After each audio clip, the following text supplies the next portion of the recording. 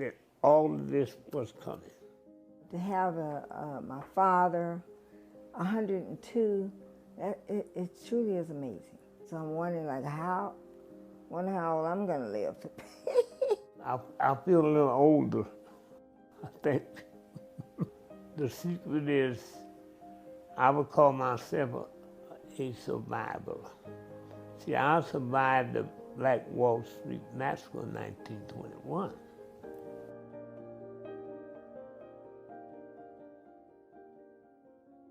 I was born in Holdenville, Oklahoma. We were sharecroppers. We'd go from town to town looking for work.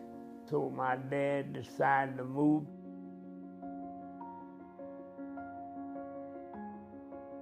Tulsa had a neighborhood called Greenwood.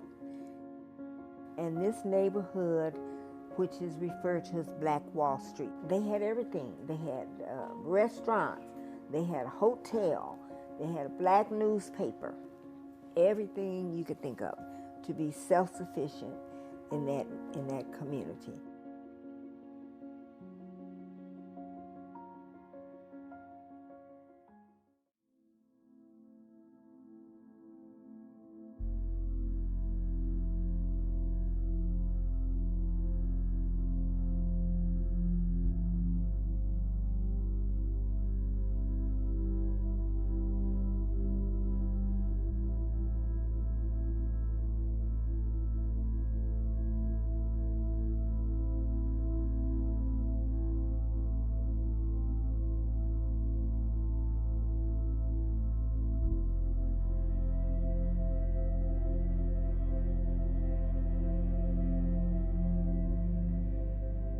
My aunt lived in Bartersville, Oklahoma, which is about 50 miles north of Tulsa. So when my aunt turned 100, the race massacre came up. She was about 7 years old, 1921, and my dad was an infant. We barely escaped out of that. My dad woke us up. We didn't have no clothes on or nothing. We didn't have an automobile. It was a few automobiles back in then, but we couldn't afford one, so we had a horse and a wagon. There were 6 children, threw all the kids in the wagon, and they left and they went to Claremore, and that's how they escaped. But the house they were living in, everything was burned up. The police and sheriff's department, they were right in the midst too, and they just burnt that neighborhood down. They were hit every kind of way you could be. People were just murdered, shot, whatever. Some of the people were thrown in the river. Just a massacre. It was a massacre. We were bummed. They dropped bombs on us.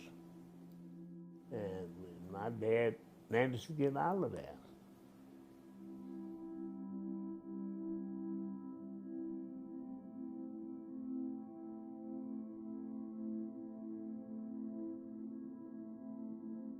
And my aunt, to this day, she does not sleep in a bed. She sleeps sitting up. She is 108. You're scared to sleep at night. You don't rest. It never leaves your mind. No. We weren't allowed to talk about it. And my sister just mentioned it about 2-3 years ago. It was traumatic for me. How is it that things you've done suppressed?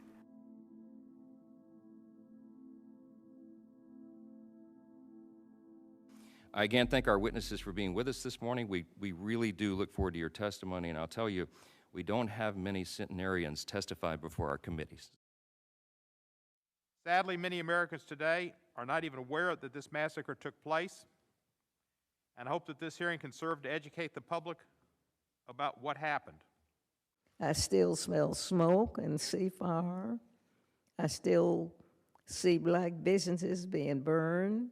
I still hear airplanes flying overhead. I hear the screams. We live with it every day. And the thought of what Greenwood was and what it could have been. Hopefully, now you all will listen to us while we are still here.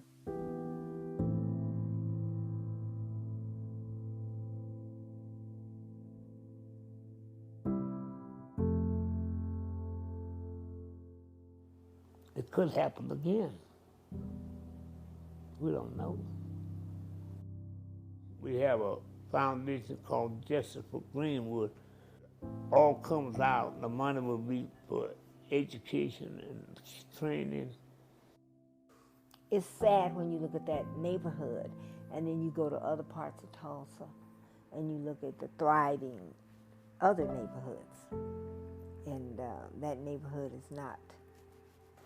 See, I'm old, I'm retired. I want something done for the young black people. We were invited to Washington, D.C., and we met Vice President Kamala Harris. We went to Tulsa and we got to meet President Biden in just, famous people.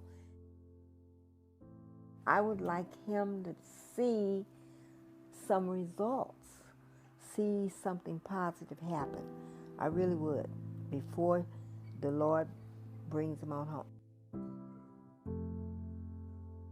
You got the ups and downs, but my word is to keep on trucking. When I got about 21, I married and started a family in Tulsa, Oklahoma. So I had 3 girls and 4 boys. We decided to move to Denver.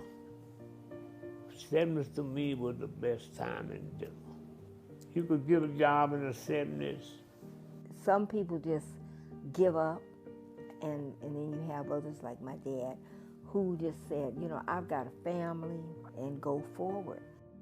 I'm thankful that he did. Family. That's my greatest thing. Well, I love to go to rodeos. I like jazz. I like Western music. I just love Dolly Parton. I like to travel. I got to go places. I've been to Ghana. I always wanted to go to Spain. I love people. And I'm living a good life as long as I got me somebody around me. I'm proud of my life.